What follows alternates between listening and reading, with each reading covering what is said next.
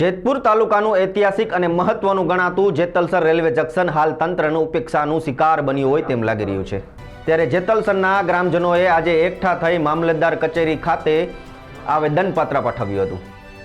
ગ્રામજનોનો સીધો આક્ષેપ છે કે રેલવે પ્રશાસન દ્વારા જેતલસરના મહત્વના વિભાગોને જાણ જોઈને અન્યત્ર ખસેડીને આ વિસ્તાર સાથે અન્યાય કરવામાં આવી રહ્યો છે। ત્યારે સ્થાનિકોનું કહેવું છે કે આ નિર્ણયોથી માત્ર રેલવેને જ નહીં પરંતુ સ્થાનિક રોજગાર અને વિસ્તારના વિકાસને પણ મોટી અસર પડી રહી છે। ત્યારે ગ્રામજનોએ ચીમકી ઉચ્ચારી છે કે જો આગામી દિવસોમાં તેમની માંગણીઓ સંતોષવામાં નહીં આવે તો જેતલસર અને આસપાસના ગ્રામજનો એકઠા થઈને રેલ રોકો આંદોલન અને ઉગ્ર આંદોલન છેડશે। હવે જોવાનું એ રહેશે કે રેલવે તંત્ર આ લોક જુવાળાને ધ્યાન લે છે કે કેમ। જેતલસર રેલવે જંકશન એક એવું સ્ટેશન છે રેલવેનું કે ભારતની અંદર લાખો કિલોમીટરની રેલવે લાઇન અને હજારો રેલવે સ્ટેશન છે, એમાંથી 7 થી 8 સ્ટેશન જ એવા છે કે જ્યાંથી 4 લાઇન રેલવેની જુદી જતી, એક સોમનાથ વેરાવળ જાય, એક પોરબંદર જાય, એક રાજકોટ જાય ને એક ભાવનગર જાય। આ સ્ટેશન સર ભગવતસિંહજીએ ચાલુ કરાવેલું અને એના સુવર્ણકાળ દરમિયાન ત્યાં 10 થી 12 હજારની વસ્તી હતી અને 25 જેટલા ડિપાર્ટમેન્ટ રેલવેના કામ કરતા હતા। સિનેમાથી માંડીને, હોસ્પિટલથી માંડીને, પોલીસ ચોકીથી માંડીને, સ્કૂલ કોલેજોથી બધી જ વ્યવસ્થાઓ હતી। એના સુવર્ણકાળ દરમિયાન 4 થી 5 હજાર કર્મચારીઓ ત્યાં કામ કરતા હતા, એટલા જ નિવૃત્ત કર્મચારીઓ ત્યાં રહેતા હતા। ભાવનગર ડિવિઝન અને અન્ય કોઈ રેલવેના ઉચ્ચ અધિકારીઓ કોઈ કિનાખોરી રાખીને જે કાંઈ એને મુશ્કેલી ઊભી થઈ હોય એના હિસાબે આ સ્ટેશન ઉપર કિનાખોરી રાખીને ધીરે ધીરે અમુક ડિપાર્ટમેન્ટો વેરાવળ, જૂનાગઢ, સોમનાથ અને ભાવનગર ડિવિઝન હોવા છતાં રાજકોટમાં મોકલી દીધા છે। એટલે આ ગામ પડી ભાંગે એવી સ્થિતિ ઊભી થઈ છે, જેના સુવર્ણકાળ દરમિયાન આ જે સૌરાષ્ટ્રની વચ્ચોવચ્ચ આવેલું રેલવે સ્ટેશન છે, જ્યાંથી અમરેલી જવા માટે, પોરબંદર જવા માટે, રાજકોટ જવા માટે કે સોમનાથ જવા માટે 1 કલાકના કોઈ પણ જાતની ડિઝાસ્ટર મેનેજમેન્ટ કરવાનું થાય ત્યારે ટ્રેન અને સ્ટાફ પહોંચી શકે, એને બદલે આ લોકોએ કિનાખોરીથી આવું કર્યું છે। જેતલસર જંકશન એકમાત્ર એવું ગામ છે ત્યાં સારે જ્યાં છે અચ્છા હિન્દુસ્તાન, અમારા હિન્દુસ્તાનના લગભગ તમામ સ્ટેટના લોકો અને તમામ જ્ઞાતિના લોકો એકસમથી રહે છે અને વર્ષોથી આ સુવર્ણ કાળ સમા રેલવે સ્ટેશનને મોડેલ રેલવે સ્ટેશન તરીકે વિકસાવવાનું હતું, એને બદલે કિનાખોરીથી એ સ્ટેશનને ભાંગવાનો પ્રયત્ન કરી રહ્યા છે। જે કર્મચારીઓને રાજકોટને અન્યત્ર ખસેડાયેલા છે એને હાઉસ ઓલામાં જે એલાઉન્સ દેવાનું હોય 10%ને બદલે 20% દે, 2-3 કર્મચારીઓનો બોજ પણ વધશે।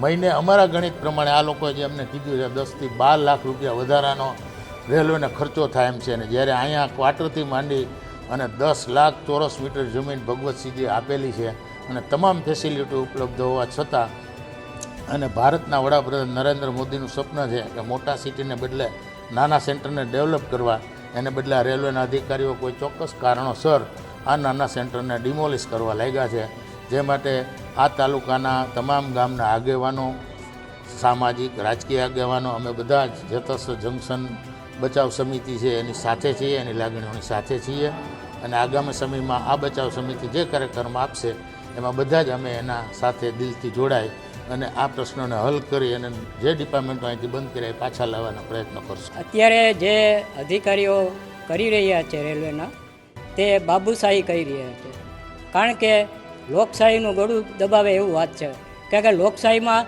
બધાય સ્વતંત્ર હોવા જોઈએ।